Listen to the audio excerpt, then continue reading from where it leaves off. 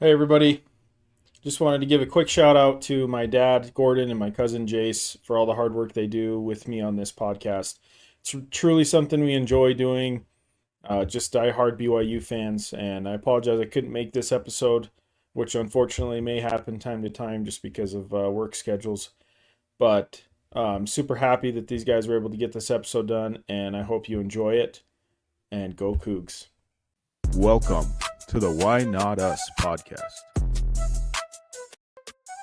All right, welcome to episode 13 of the Why Not Us podcast, featuring Avatar Houston over here, and then the one and only G. I'll be hosting today, and coming to you a little bit of 50-50 feelings, I think is how I feel. We had a loss in football, but a dominating win in basketball. How we feeling, G? Yeah, yes. I mean, the basketball game, we'll talk about that coming up. Yeah, I feel really good about that football game. Not so much, but, you have to have a day or two to think about it. It's not all doom and gloom with the football team. So, yeah. Well, I mean, let's dive right in, because I'll start by just saying general feelings, and then you follow up. Tell me if you're feeling the same or if I'm overreacting or whatever else. But initial thoughts during the game were like, oh crap, we are just in over our heads. We're fraud alert, like all this stuff, just all the feelings you could possibly feel negative towards the team. Everything that went wrong, everything that could have gone wrong went wrong. And kudos to Texas Tech. They just dominated us in what felt like all three phases. Maybe not so much on their offensive side. I think our defense played decent. But just our other two phases put our defense in a position where you can only hold out for so long. And so it was really tough to watch, to be honest.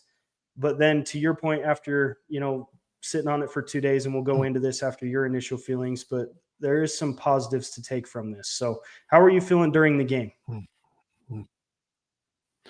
Well, starting off, I felt really good until we muffed that punt. And then I didn't think the game was over then, but I'm just like, okay, in a big game, you can't do that. The defense goes out, and I thought the defense overall played really good. We gave up 2 or 3 big plays, which you can't do against a team like that, which really hurt us. But other than that, I thought the defense played really good. I think we had 4 sacks in that game.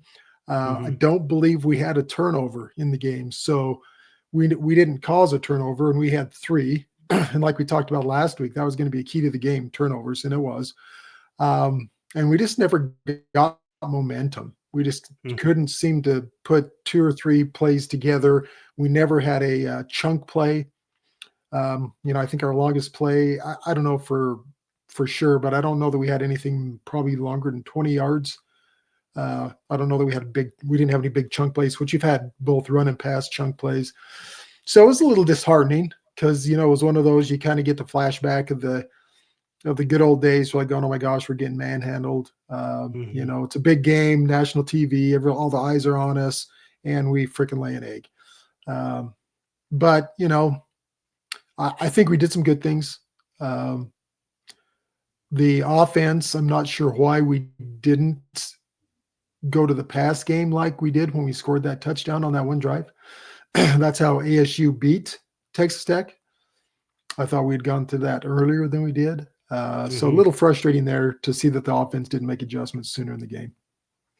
Yeah, and I know I highlighted Hughes being here, but I didn't say why. So Hughes is, he had drill again. Appreciate his service to our country, but that does put a bind in his scheduling sometimes. So that's why Houston's not here with us. But yes, we appreciate his input, and he's been kind of in the back end, and I know he'll have some thoughts for us next week. But yeah, G, I think you highlighted a little bit of kind of my frustrations. And again, we've talked about this in podcasts past, where our knowledge as general fans about football and what we watch is pretty minute compared to what actually goes on in the coaching room.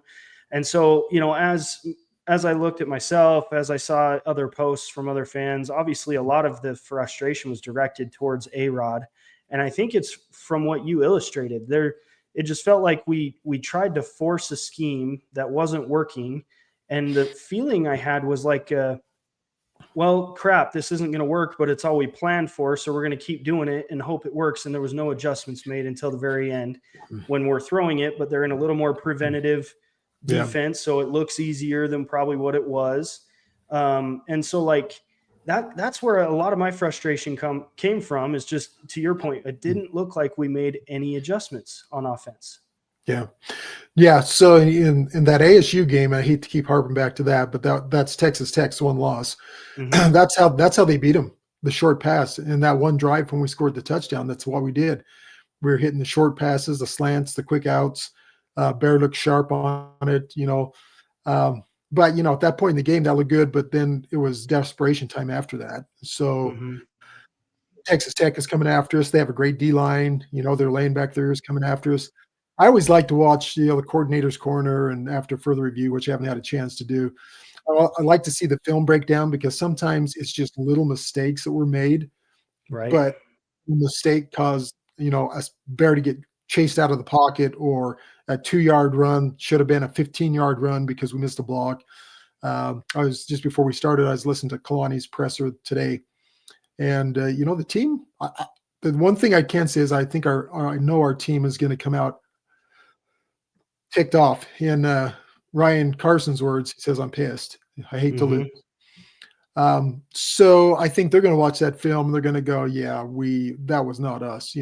We did not perform in all three phases," and they did. And those are Kalani's words. So that's probably big game, big stage. Kudos to Texas Tech. They showed up. I thought maybe they might have some nerves and all that, but man, on their home field, they look good. They dominated. And you mentioned this too, and this is the generalization fan in me, and I hate to be a Debbie Downer, but I remember texting this to Houston, and I was like, why is it that the second, we'll go 3 quarters of the season without getting any national recognition whatsoever, and we come out and we win games. The second that we go into a week like this where there's a ton of national recognition, you got people on podcasts, you got interviews, you got the national stage coming, you got ESPN College Game Day. It feels like anytime BYU gets a sniff of any national recognition that they've worked so hard for, we come out and crap the bed. And I'm curious on your thoughts. Is that just because we're not used to it? Is that because players get caught up in the moment and aren't tuning out the noise? Or what's your thoughts there? Because my reaction is, I'm like, cut it out. Don't do podcasts. Don't do any of that. Stop it. Because it feels like every time we do, we crap the bed. What's your thoughts? That you make some points there that I'm not sure I have a good answer to, and I don't want to make excuses, because Texas Tech is a dang good team. I will say before I kind of dive into that question there, their thought is, the one thing that I'm really disappointed in is the response I'm seeing from some of the social media and news outlets about, you have one loss and also now Big 12 is a one-bid team. I'm like, no, Texas Tech would beat almost every team in the freaking country, and BYU is right up there too. So, I mean, as far as the spotlight, this is all going to sound like excuses. A 10 a.m. kickoff, which I don't know that we came out flat. You're playing in a stadium. I mean, I don't know that you can give enough credit to Texas Tech and their home fans in that stadium. I mean, that place was rocking. There were BYU fans there, but they didn't have a whole lot to cheer about. But once in a while, you could hear them. You could hear the BYU chants. And you just cannot make mistakes against a quality team like that. And maybe we went into that game too hyped. When's the last time Vanderhaar shanked a punt? And he did shank 2 punts in that game. So, just Parker muffs a punt. He did one earlier in the year, but that's when he was hurt. We made mistakes we never make. And so, and I think particularly on the special teams, it felt like, Parker's muffed punt, that's just a mental mistake. Keep your eye on the ball. He's unfortunately had, I think, in 1, maybe 2 of those this year. 2. Questionable there. He's an elite returner, so I don't like to harp on that, but it all compounds when you have Parker who missed the punt, you have Will who misses a makeable field goal. There was some wind and stuff to factor. Vanderhaar shanks 2 punts.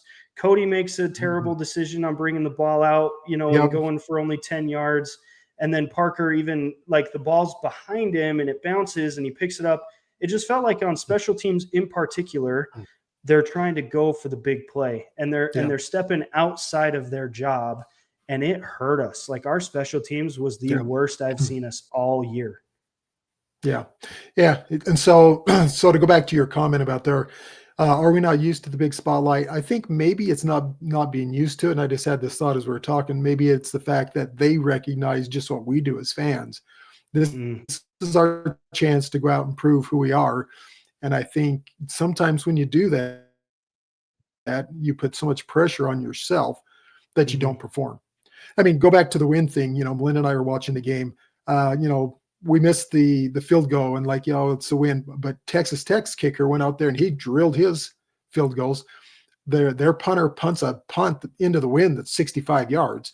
So they seem to deal with the wind. So I can't use that as an excuse. The punt when Parker muffed it probably was floating in the wind, but Texas Tech didn't muff any punts. So, we can make excuses all we want. We did not execute at the level we've been executing all year long. And for whatever reason, I'm not sure. One thing I am confident is we've got the coaching staff and the players that will correct it going into the TCU game this week. Yeah, I agree. And I'll use that to kind of transition into maybe some positive things out of this game. After sitting on it for a couple of days, thinking on things, even the feelings I had during the game, credit to our defense because they kept us in it. In spite of all of the dumb mistakes and our offense's inability to move the ball, we were in it going into halftime. Could have been detrimental.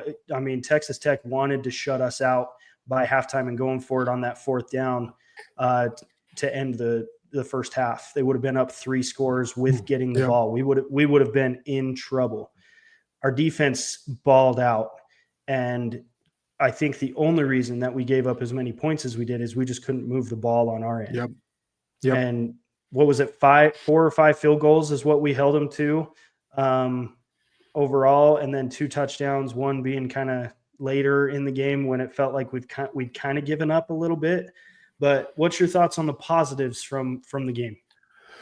Well, so positives from the game, we did early on. I thought we ran the ball. So positive was LJ Martin looked pretty healthy. I know they probably didn't want to use him too much. I thought we could have used him a little more.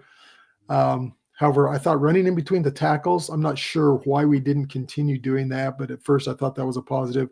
I still believe we have elite receivers, Parker Kingston, Chase Roberts, and it was good to see JoJo Phillips back. That drop, speaking of this is not positive, by JoJo was huge. That probably was a 15, 20-yard gain, and we ended up punting. So just those kind of miscues. So offensively, I mean, there was a few things there that looked pretty good.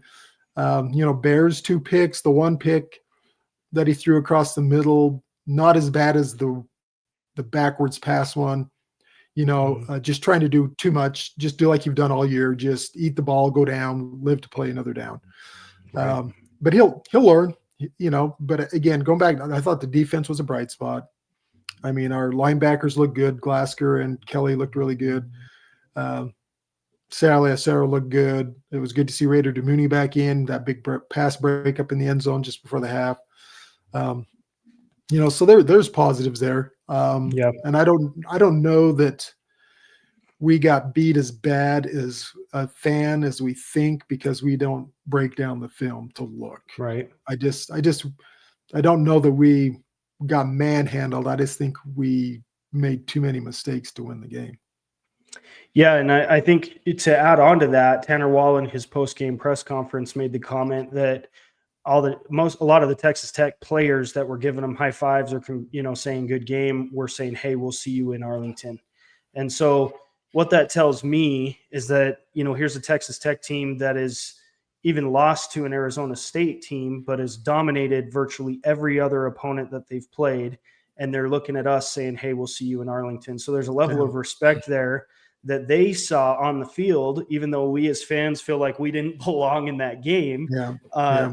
They think we're going back to Arlington. And so that I'll ask you that question. How are you feeling about the rest of the season now that we've kind of got punched in the mouth? We got TCU, then we got Cincinnati and UCF.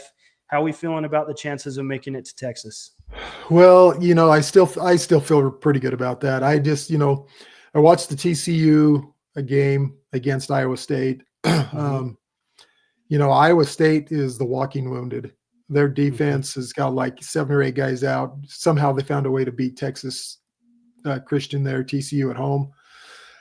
8:15 Saturday night, Lavelle Edwards Stadium. I feel pretty confident that we can come out and beat TCU this Saturday.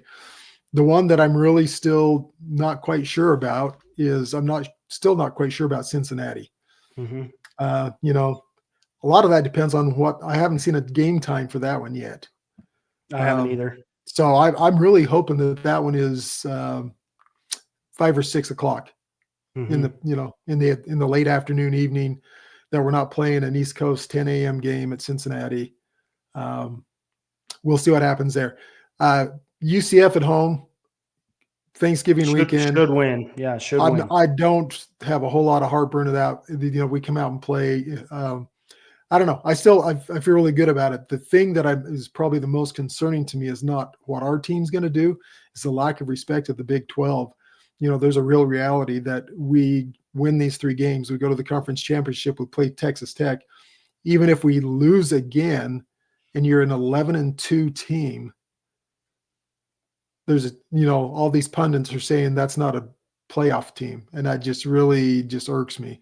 That you feel like you have to almost run the table as a Power 4 team Mhm. when you've got 6, 7 SEC teams that they're saying should be in the playoff, which that's a whole rant I could go on all day long about. I am so sick of the SEC playoff; they can just go away. Right.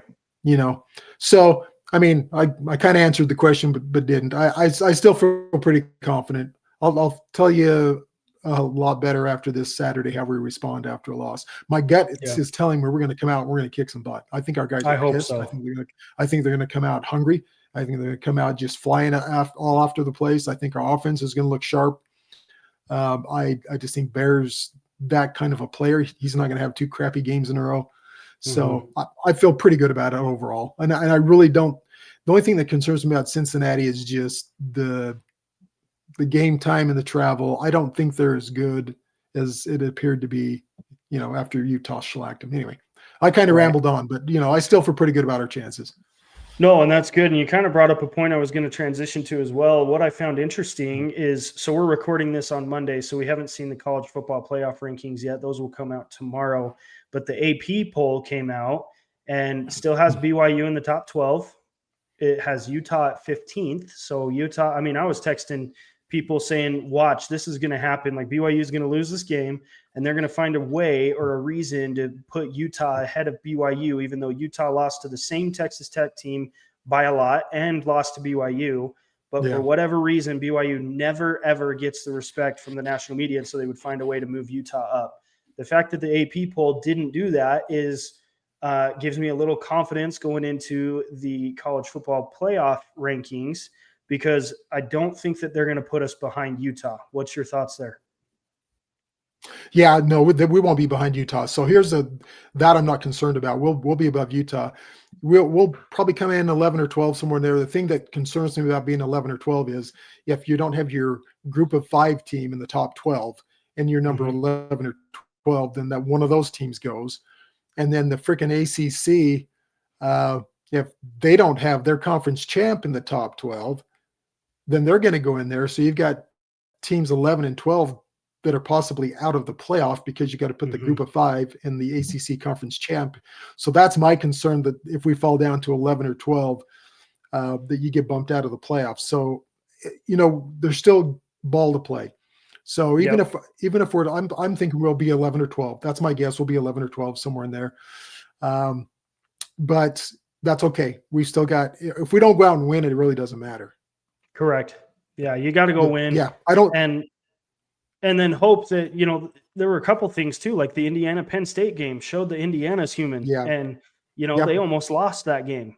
Oregon's game was close. That's going to be interesting. We got some interesting ones coming up this weekend with Notre Dame at Pitt.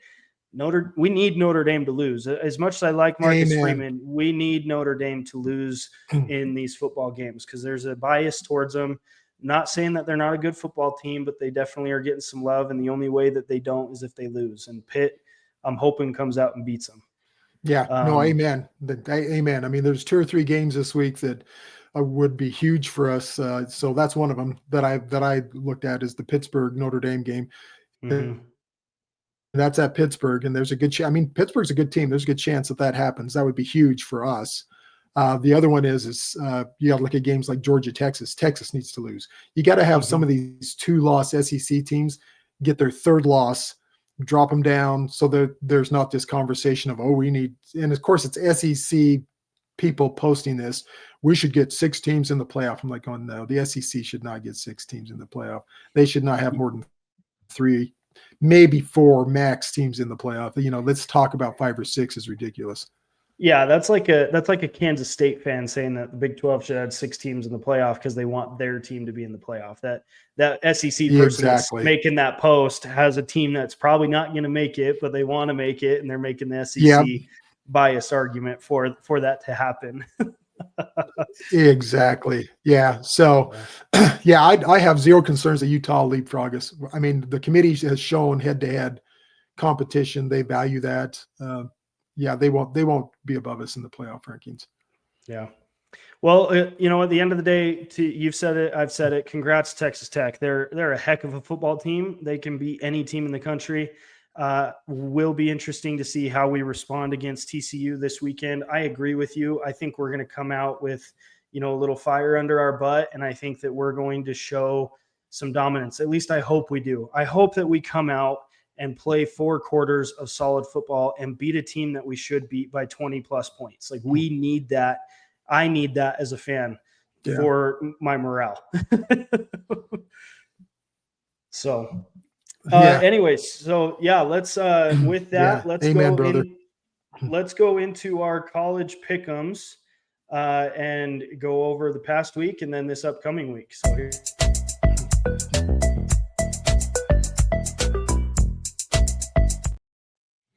All right, G, I will highlight last week and then kind of go into what we got coming up this week. So with the point totals from our picks last week, I am sitting at 34 points. Houston is sitting at 35 points, and Gordon is sitting at 33 points. So it's still anyone's game. So real quick, we had Houston at UCF. Houston won that game. I can't remember the score. Was that a little closer than anticipated? Oh, boy, I watched that game. Houston should have lost that game. UCF had the ball driving with about 20 seconds to go, had a guy wide open in the end zone, and the quarterback threw it behind him, and it got picked off. Oh, that's brutal. Houston should have lost that game. Yeah. Well, that's 1 point that Houston I stole from you. Yep. The Iowa State TCU game, we both watched that game. Very close. Came down to the last minute.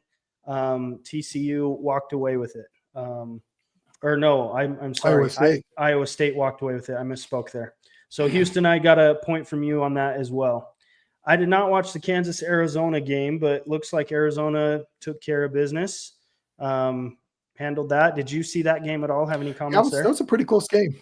Okay. I didn't see that game. I just saw the score, and actually Kansas was up for the most part of the game, and then Arizona came back and won at the end there. But I'm pretty sure it didn't last week. I think I was the only one that picked Iowa State there over TCU, or did you guys pick the? I picked Iowa State with you. Yep. So you picked TCU actually last week. No, so you picked Iowa State. Oh, okay. We may have had a mistype because I see on our pick graphic or on the. I was pretty sure. Drive. Yeah. Okay, we may need to recalculate that totals and go back to the film because on the notes it had you picking TCU and then me and Houston had Iowa State. Gotcha. Okay, it's all good. And then Texas A&M, Missouri, pretty easy pick there. Texas A&M handled business. Nothing to report there. Your underdog pick was a phenomenal pick. Oh my gosh. I think Utah State was up by like 35 points going into half. Yeah, they absolutely dominated. Congrats to Bronco Mendenhall and that win because holy moly, they were destroying people. So my underdog pick, I did not get a point for. I chose Colorado to beat West Virginia. That was a pretty close game, but West Virginia prevailed. And then Houston did not get a point because he had Indiana beating Penn State by more than 13.5 points. And that one came down to the wire, and Indiana almost lost. Yes. Penn State should have won that game. They should have. Oh, that would have been a fun conversation. We would have been talking a totally different ball game in the top 10 today, because the thing is, how far do you drop Iowa or Indiana if they lose that game? That's crazy. Yep. So, all right, G, what do we got coming up this week? All righty. Well, this week, these bye weeks late in the season here with the Big 12, it kind of reduces the slate of games, but we've got some good ones. Arizona at Cincinnati. So I was looking at these, trying to look at the ones that are going to play into the conference championship. Arizona, I'm going to go with Arizona on this one. Arizona has been playing pretty good football. I think their defense is underrated. Cincinnati had a bye week, I know, but they got drubbed by Utah. I know Cincinnati will be motivated because they still have that one loss. So, theoretically they're mathematically well in the race to go to Arlington with that one loss. I mean, if we beat them, they're out. But my gut's telling me that Arizona is going to go to Cincinnati and they're going to pull the upset there. How would you feel about Cincinnati coming up for us if Arizona won that game? Would you feel a little better or still be concerned? I would actually feel a little better just for the fact that that gives them 2 losses, and their odds for them to make the championship game are about probably 2% at that point in time. And so take a little steam out of their sails. If they win that game and they still have the one loss, they'll be highly motivated coming into our game. Yeah. Well, Houston had Cincinnati in that game, and I also have Cincinnati in this game. I think I got question marks like everybody still about how good Cincinnati is. I think that Utah game kind of exposed them a little bit once they played a legit team, and so Arizona's a good team, and so we'll see how they come out and play. I think I'm with you. I'm feeling really, really confident going to Cincinnati, being for BYU if Arizona wins, but if Cincinnati wins, and I think they will, that game's going to be even bigger. That'll be a good one. West Virginia at Arizona State.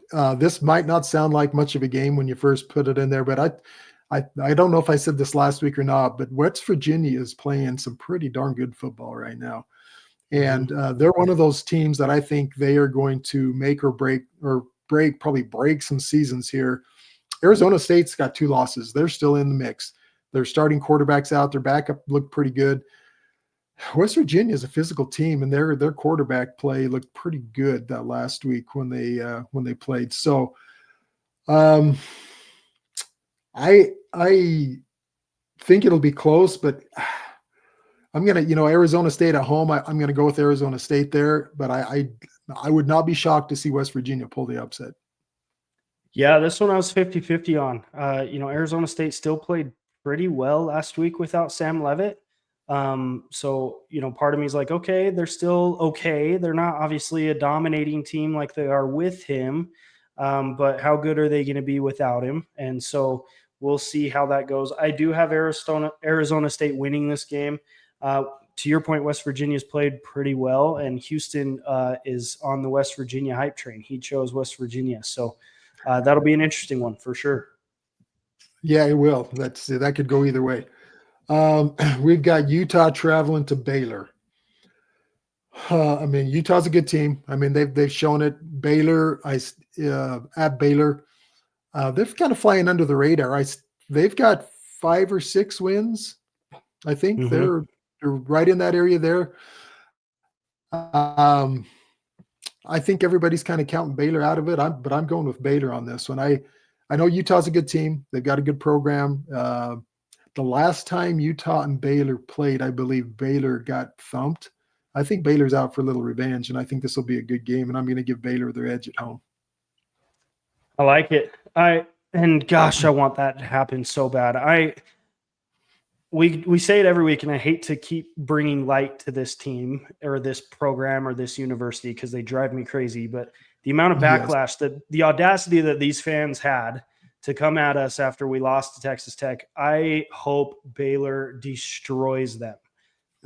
Because it'll shut them up. We'll never hear from them again for the rest of the season because they're out of the conference championship picture. They've lost 3 games. Dampier is going to get crapped on and called overrated and all that crap. Like, I would love nothing more than to just have them get their mouths punched in because it drives me crazy. With that said, I do think Utah's a great football team, and I think that they're going to handle Baylor and win that game. Houston also has Utah winning that game. But I would gladly give up a point to you to have Utah absolutely get destroyed in that game. There's nothing I would like to see more. Amen, brother. To all what you said. Yeah, I mean, the last say on that is it's just ridiculous to see Utah fans coming at BYU when their margin of loss was bigger to At home. Tech at home, not on the road. So, and anyway. You lost to us. Exactly. Oh, you're not the better team. We beat you. Yeah. Texas at number 10, Texas, and number 5, Georgia. This is our top 25 matchup. This one, like I mentioned this one earlier, and Georgia is a good team. Texas is a good team, but I just Georgia at home, that's just a tough place to play. And so there's 2 reasons. That's one, Georgia. The other one is I'm trying to will this into existence that if Texas gets beat by Georgia, that's going to take Texas out of the playoff race, in my opinion. I don't think you can put a 3-loss Texas team in the conversation of the playoffs. With that being said, go Bulldogs. Yeah, love that. And I'm making my change as we speak because I was 50-50 on this, and I think I'm going to go with you on. I just want the good omen out there that we need Texas to lose, so I don't want that out there. But I think even more so, I think that Arch Manning has shown, especially he's going to struggle at this away game. Like, Georgia's a tough place to play. But when you've got a good defense against Arch Manning, he does not play all that great. And I think Georgia's got a phenomenal defense. And so I think Georgia handles business. I did have Texas at first, but I did switch to Georgia just now. So Houston also picked Georgia. So go Bulldogs. We need them to win that. We need them to win big. Love Sarkisian. I'm actually a big Arch Manning fan. So don't wish ill upon those 2 in particular, but we need you guys to lose for our sake. Yep, for the good of the BYU Cougars, we need Texas to go down. Take one for the team, Sark, baby. Please. Yeah. So underdog picks. My underdog pick is we've got number 9 Notre Dame at number 23 Pittsburgh. Pittsburgh is a 10.5 point dog in this game. And I may change this on the fly to do this. My pick was that the Pittsburgh will cover, but I'm going to be bold enough to say I think Pittsburgh wins this game. Not only will they cover, they're going to win that game. I love that. I just think Notre Dame they've rid the Notre Dame coattail too long, the mystique. Pittsburgh, I think, they're playing in their minds, they're a playoff team. I just don't see any world where that's an 11-point game. In fact, like I said, I'm going to go Pittsburgh for the outright win there. Nice. I like it. Houston has the Virginia at Duke game. Virginia is a 6.5 point underdog, and Houston has Virginia winning outright. I like that pick. I think Virginia is probably arguably it's between them and Georgia Tech, probably in the 8 best in the ACC. So the fact that they're underdogs is wild to me. Yeah. Yeah, you got Miami in that conversation too, because they're in that conversation. But yeah, the ACC did not do themselves any favor last week with the upsets that happened there, which was good for us.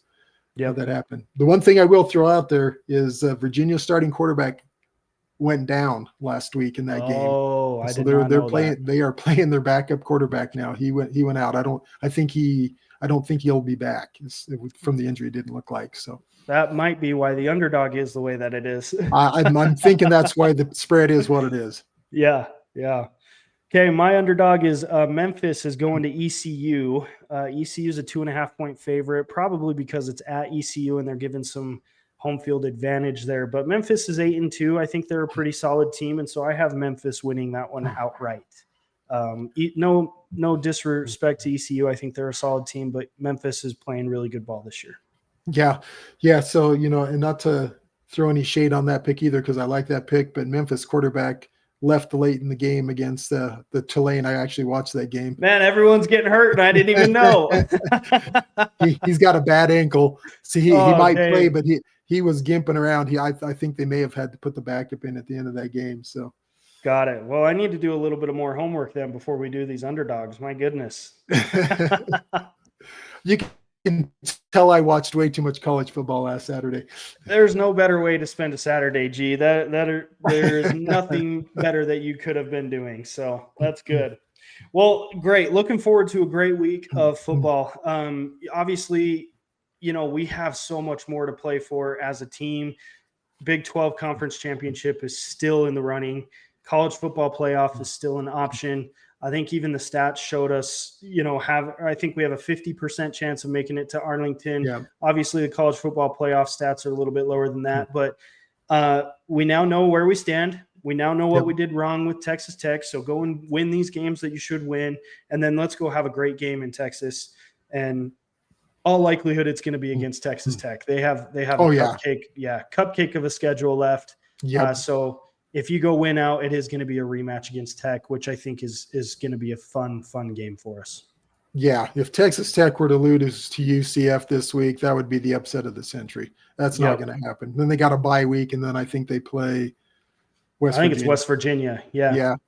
So if Texas Tech is not in the championship game, then there was a miraculous upset somewhere. Right. Okay, well, good stuff for football. We're going to make a quick transition over to basketball. So basketball, they played the Holy Cross Crusaders, so not a good caliber team at all. They definitely handled business and looked amazing, so we don't want to get overhyped on them, but there are some really cool things that I'd like to dive into with this game. So the ending score was 98-53. We had a 62% field goal percentage. 7 for 25 from three-pointer, which that'll be interesting to look into. 13 for 16 in free throws, 62 points in the paint, 21 fast break points, and 6 turnovers. Man, the team played good. What were your overall thoughts, G? So going from, and I know the competition was lesser, so and you've already stated that, but two things that stick out to me real quick. One positive and one I hope to see change. Turnovers. We had, I can't remember if we had a turnover against Villanova. If we did, it was 2 or less. And we only had 6 against Holy Cross, and we played 14 players. This team takes care of the freaking basketball. So I'm impressed with the way we've taken care of the rock. And I think that's a trend you'll continue to see. So I'm really hyped about that. The 3-point shooting so far has been a little suspect. Just that we've got the shots, they're just not falling, but I think they will. So I'm not too concerned about that. I did like the fact that it looked like we played a more well-rounded team game against Holy Cross. The ball was shared better than it was against Villanova. I think you'll continue to see that. At least that's what I'm hoping as we go to the next game. But some real positives there. And we have got some really good basketball players. They're fun to watch. It's just really, when they gel together and start really being a cohesive team, I think it's going to be a lot of fun. But those are a couple of observations that I've had right now. And when Richie Saunders is not sick, puking his guts out, and he has his normal night like he did against Holy Cross, he's a force to be reckoned with. Yeah. I agree. So Richie had 20 points, 4 rebounds, and 4 steals. So he played great. AJ had 17 points, 8 rebounds, 3 assists, and a block. Rob Wright had 15 points. Davis had breakaway, or not Davis. What's that kid's name from France? I forget his name. Yes. Yeah, Anyways, I'm I'll drawing a get blank. names, Yep. I promise, later on because we're just getting into the season. But he had 2 breakaway dunks that were incredible. Yep. Cabe, Dominate. dominate. Yeah. Kaba had a great dunk. AJ had some awesome dunks. Richie had some awesome dunks. It was really cool to see everybody get what seemed to be a highlight play that could go on SportsCenter at any given time. Again, we're playing against borderline a high school team. I mean, there's not a whole lot to highlight on the competition that we had, but to your point, like what you said, it was really, really refreshing because that was one of the concerns that we talked about last week, to just have the ball distributed. Everybody was getting a shot, moving the ball. AJ and Rob Wright in particular can create their own shot anytime that they want. But a lot of the times, and in particular against Villanova, that led to a lot of missed shots in the paint, too many forced shots. And so the fact that we distributed the ball while still allowing those guys to create their own offense, I think is really, really positive for us. Yeah. And, I really think the another thing that I really loved that I've seen in 2 games, and I think it will continue, is AJ is a team player. Mm-hmm. He is not afraid to pass the ball, share the ball, get it to his teammates. I quite honestly would love to see Robert Wright share the ball just a little bit more than what he's doing. He was better than the Villanova game, but AJ is a complete player. He is what they were talking about. Is he a polished player right now? No, but man, you see flashes of brilliance in him, and you just go, okay, that's the player that everybody's been talking about. So that was exciting to see. He is a team player. Yeah, I love that. I mean, about him. you emphasize this, but I'll say it again. I don't think I've ever seen a more, especially at BYU, a more complete ball player in all aspects of the game. He can distribute the ball better than anybody that we've seen. He obviously can create his own offense and score at will from anywhere on the court. His defense is elite. He is an elite rebounder. He can dribble, and he's like the guy is just good at every aspect of the game. It's pretty special to watch. Yeah. So I'm very much looking forward to him. So, in this week, tomorrow night, I believe we have Delaware, which again, in my mind, should be similar to a Holy Cross. Holy Cross plays Utah tonight. That'll be interesting to see what that score looks like. But really looking forward to the Saturday matchup with UConn back in the TD Garden back in Boston to see what that is. I don't think UConn's ranked. I looked at the rankings today. We moved up to number 7. UConn is 3rd. UConn is 3rd. I missed him. Pretty sure. I'm pretty sure. I'm going to double check. I'm going to fact check while you're talking, but I am pretty you sure. might be right. Maybe that's why I missed them, because I wasn't looking at the top. I didn't realize they were in the top 10. But they were 4th last week. Yep, they are 3rd in the country right now. It is confirmed. So that'll be fun. I mean, that will be fun. We'll see where we're at, and I love this schedule that they've put together. You do a Holy Cross and Delaware at home, then you go out and test yourself against a UConn halfway across the country, a couple other big games, and then you have some other winnable games in between there. So great schedule that we've got going here. Yeah, so just for reference, UConn has not played anybody yet this year. They played New Haven on November 3rd and won 79-55. They played UMass Lowell. I don't even know what that is, and won 110-47. And then they played Columbia today and won 89-62. So we're by far the best team that they've got on the schedule so far. And then they immediately go, so they play us on Saturday, and then they go play number 5 Arizona right after us. So they've got a couple big games ahead of them. So yeah, UConn. I mean, I obviously haven't watched them. They're ranked 3rd in the country for a reason, so they're going to be good. It is going to be kind of cool to see what our tonality is coming next week after that game, because I've been very pro this team. Like I've even gone as far as to say at work and on this podcast, I think we are a national championship team. And I still believe that. Games like this solidify that prediction. And if we come out and lose by 20, obviously our tone changes. If we come out and win or even make it a game and lose by maybe 1 or 2, it'll be cool to see what our conversation is next week.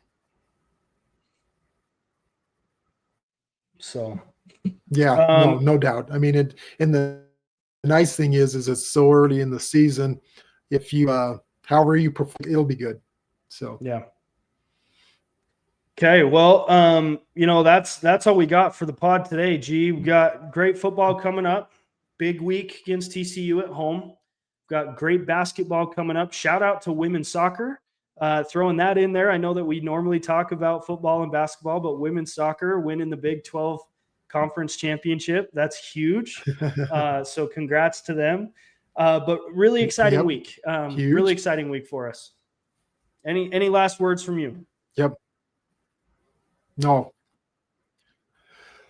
I just it's still a great day to be a Cougar fan. I'm still high on our football team. Love the basketball team, but I think our football team comes out this week and they prove that they are who we thought were all season long, and they're gonna come out and have a victory on Saturday night against TCU. So go, yeah. I love it. Well, as always, thank you everybody for watching. We've got great viewership happening on YouTube.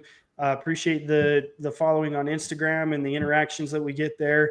Down here, you can see our Instagram and YouTube channels. So check those out. Give us a follow. We appreciate it. And then looking forward to having Houston back next week. We appreciate all he does for the podcast. And then, when times get busy, we truly do miss him. So we're excited to have him next week. Go Cougs. You bet. As always, go Cougs.